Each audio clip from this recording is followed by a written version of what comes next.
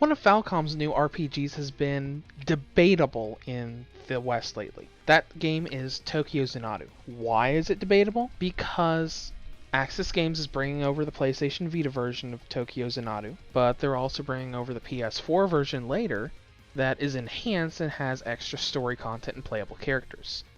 So I've seen a lot of debates, kind of arguments about why should I buy the Vita version when I can buy the PS4 version? Should I buy the Vita version? Should I wait for the PS4 version? Well, I've played the Vita version in its entirety and I'm ready to talk about it. So, without further ado, here is my review of the PlayStation Vita and PlayStation TV compatible version of Tokyo Xanadu.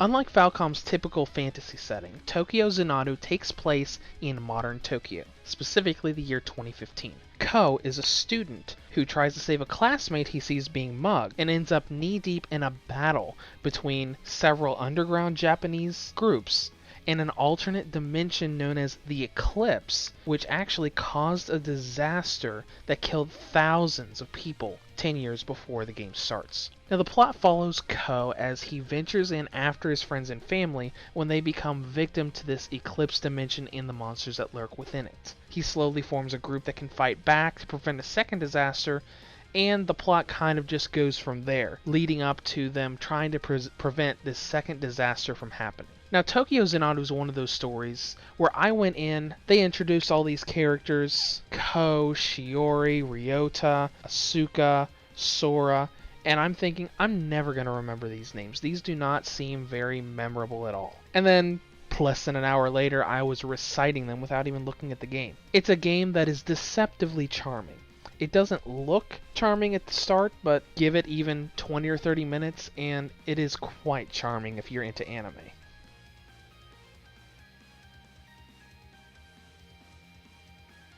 Now, Tokyo Xanadu is an action RPG with school sim elements in the mix. Falcom fans, imagine it like Trails of Cold Steel, but with a modern setting and easier access to dungeons. Or if it's easy for you, Persona as an action RPG. Now, progressing in the game basically has you going through two different kinds of days.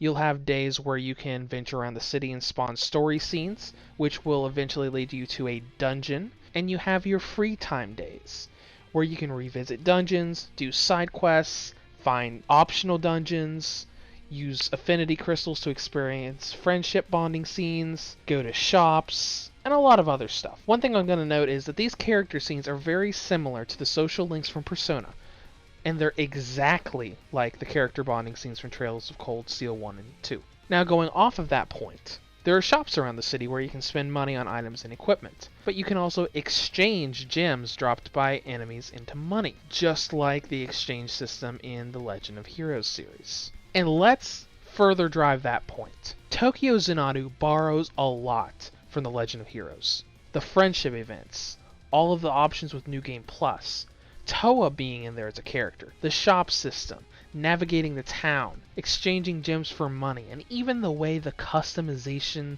menus look, a lot of it almost looks copied and pasted right out of Trails of Cold Steel. My main problem with this is when they started making Tokyo Xanadu, they wanted to make a game that had a different feel than any of their other flagship series, and in my opinion, they failed. In Dungeons, Tokyo Xanadu is unique, but everything else feels more like the Legends of Tokyo Trails of Xanadu Steel. They borrowed so much from Trails of Cold Steel, and they really didn't bring enough in, outside of Dungeons and Combat, into the new systems department. It feels too much like I'm playing modern Tokyo Trails of Cold Steel. Now, as I just said, dungeons are where the game gets unique. This is an action RPG, so everything is done in real time. You roam around dungeons, solve some light puzzles, and basically hack and slash your way through enemies with various characters with various weapons and attack types. Combat is simple in that you only have 3 different attack types. You have melee attacks, ranged attacks, and power attacks, but there's a lot of strategy here. Every enemy has an elemental weakness, and every playable character has an element tied to all of their attacks. Exploit the weakness, do more damage, get special elemental kills. The same with physical and ranged defense. Some enemies are immune to ranged attacks, so you have to use physical attacks. Once again, you can get special kills. Special kills are important because when you finish a dungeon, you get a rank, all the way up to an S rank. And you want to get a high rank for every single dungeon you go through. Not only do you get more bonding points for getting high scores, but it's tied to endings. And with endings in mind, you have 3 non-combat stats in the game: Wisdom, Courage, and Virtue. By S-ranking dungeons, answering story questions correctly, think the quizzes from Persona 4, and completing side quests, you increase these stats. When you reach the final dungeon, how many points you have in these stats affects whether you go through the true ending path and get the playable epilogue, or you get the short and really sad bitter ending. If you don't get all of this, the game does throw you a bone. When you get the bitter ending, the game will pop up, tell you how to get the true ending, and it'll allow you to go back before the final dungeon instead of playing the game all over again. Now, how long is the game? We know that the PS4 version will have more story content, but honestly, the game is lengthy as it is. When I finally finished the game with the true ending and the playable epilogue, I had logged a little over 37 hours. On that run, I had not done almost all of the side quests. I think I only did 2 side quests out of 12, 20. So if you stick to all the side quests, I would guess that it would last at least 40 hours. So anyone debating on which version to buy, you're going to get 40 hours out of the game no matter what version you get.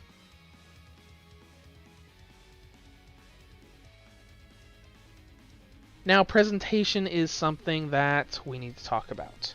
The graphics don't look terrible. It obviously uses the same gameplay and graphics engine as Trails of Cold Steel, but it's not quite as smooth as Cold Steel was.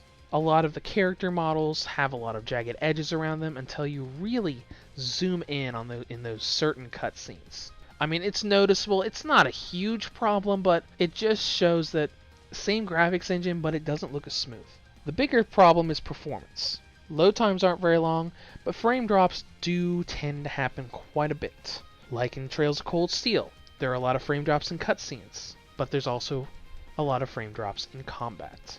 When you're fighting through enemies, when you're just doing normal attacks, you don't really have any problems. It stays at a solid 30 frames per second most of the time, but there are a couple situations where the frames drop a lot. When a large enemy is defeated, the frame rate will easily go down under 20 FPS. It also happens when you use a power attack to open a blocked corridor. Now, opening a blocked corridor, who cares? There aren't any enemies in front of you. That doesn't affect you at all.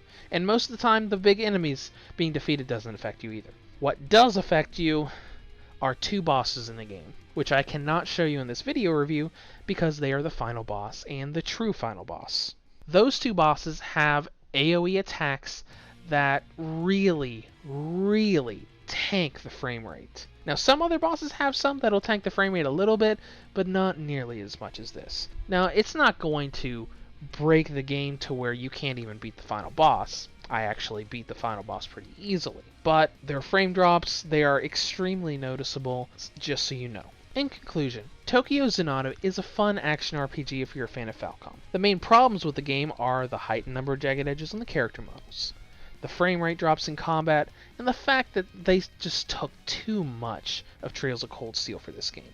But still, if you like ARPGs, you like Falcom, it's definitely worth a look. Reviews to Go rates Tokyo Xanadu a 7 out of 10. If you'd like to comment on this further, feel free to below or head to the website at www.reviewstogo.com.